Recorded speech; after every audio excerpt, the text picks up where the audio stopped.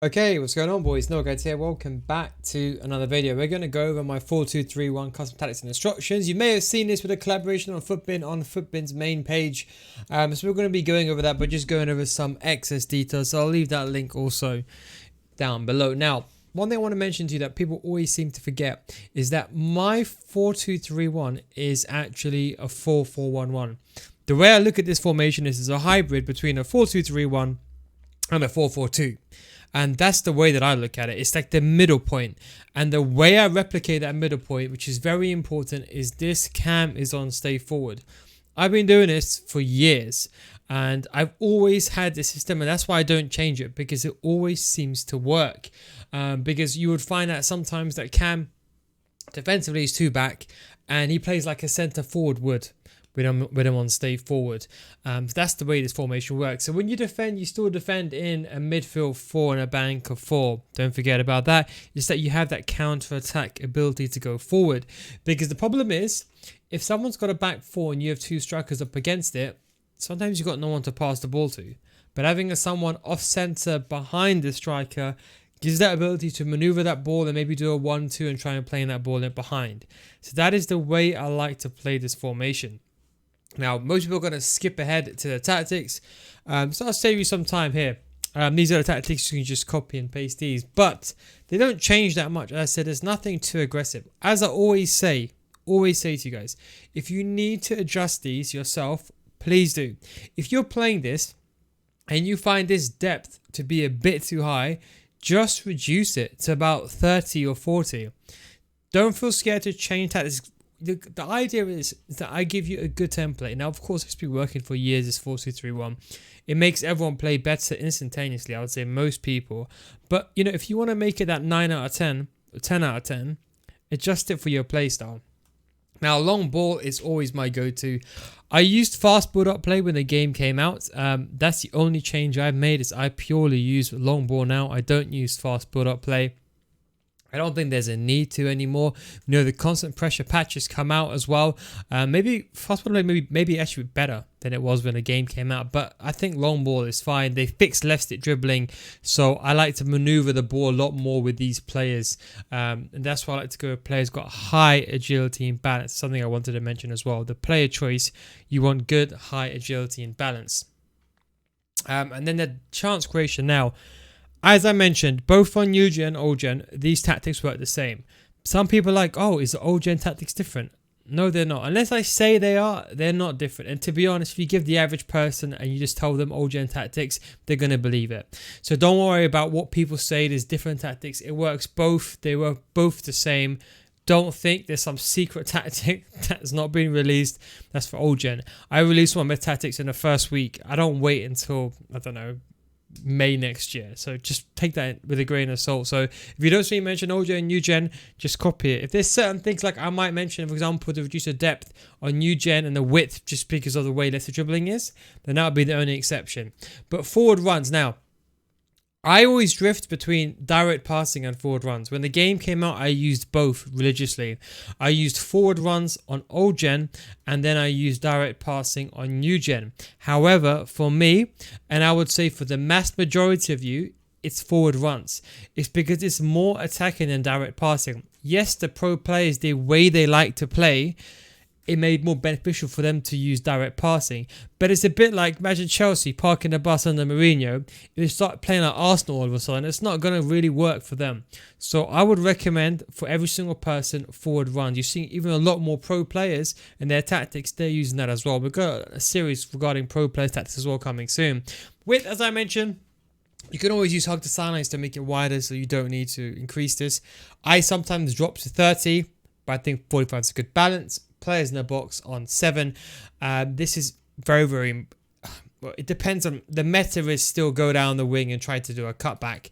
Don't get me wrong. So that's we want players to be inside the box. So it is kind of important to have this, I would say, on 7 and kind of work it back down if you need to. Corners and free kicks, however you want. Now, something more important that I wanted to mention, player choice. Okay, now, for these players here, people always get this confused because they always skip my videos and I always wonder what's going on after. You need to have wingers here, guys, okay? So let me show you how I set this up, right? This is how I set it up. Yes, I got my back three on low chemistry. I don't care, to be honest, because there's no other centre backs that play well as these guys with that agility and balance. Not on my budget anyway. So I am playing wingers in the team, okay? Then I change inside the game. So remember that, guys. These have to be wingers.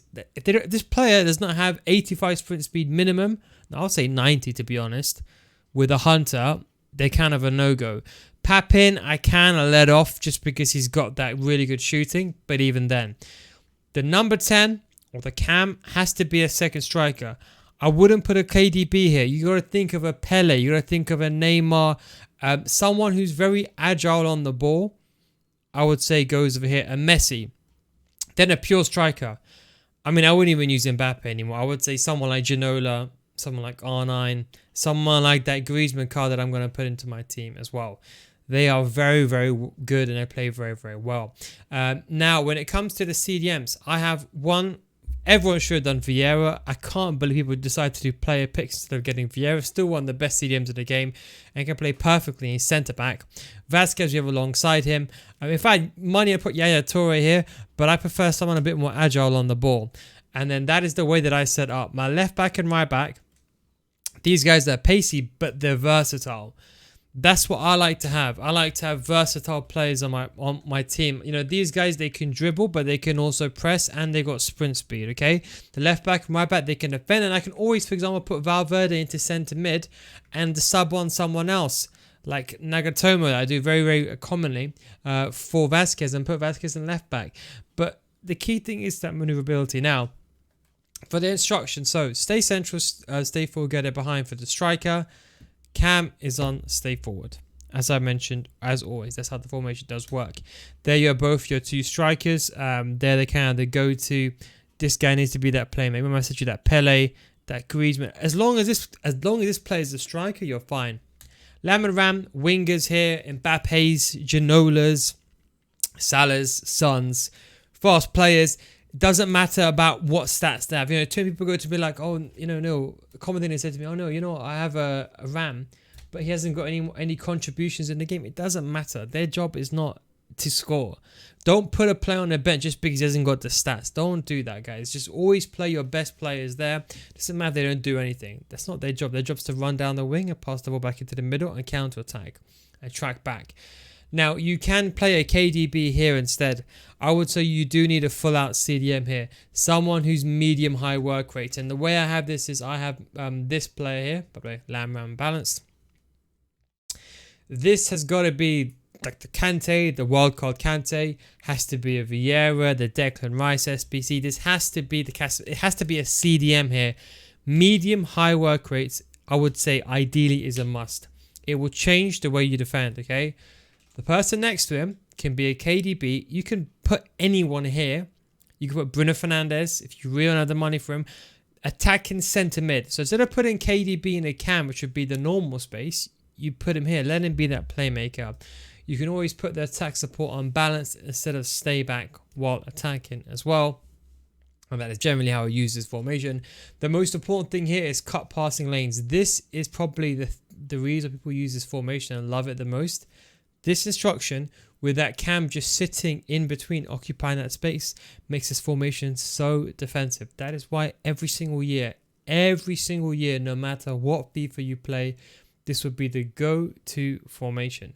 Regardless of what anyone else says, every FIFA, I think for the past 10 years, it's always been the go-to. And then for the centre-backs, got them on stay back. Left back and right back, as I said, I have them on stay back. Now, I would recommend overlap. And I always say this is because what people do is they don't realize, but sometimes they may do a 1-2. And if Tecatito technically is on this side, and let's say you do a 1-2 with Papin, he will then run on the inside. What you're saying to the game with overlap is you always want them to run on the outside, because why would you want your attacking player to go on the outside and to go on the inside? You'd never want that. You'd want him in the box, in the danger area, and Tecatito going down the flank on the outside. So that's what I'd recommend. And you can always trigger them forward with the L1 button. And the goalkeeper now. One change I made recently, I would say as of the last couple of days, to be honest. I've been using a lot more Super Keeper. It's just because of the way, I'm going to change this goalkeeper to Butland or someone else, to be honest. But I think just because of the way the game is going now, I think maybe Super Keeper is the good one. I can't say for sure if I'm going to be using it. It's been working well for me, but I've only been using it for a bit, so I don't want to say that it's my defensive one because there's still situations where I do get caught out. But that is something I wanted to mention. On the defensive formation, though, if you're going to use this to start the game, leave this on default. I wouldn't recommend changing that. But anyway, guys, that is the 4-2-3-1 custom tactics and instructions as usual. Don't forget, if you do want to get better at FIFA, you can come to my FIFA School Series, patreon.com/NoGuides, or you can click over here and sign up now. If you don't get better after 1 month, I'll refund your money. And of course, we're going from the Division 10 to Elite Division Series, and of course, the FIFA School Basics for all FIFA, the basics you need to get to Elite Division. Anyway, guys, thanks for watching. Take it easy, and of course, catch you next time. Peace out.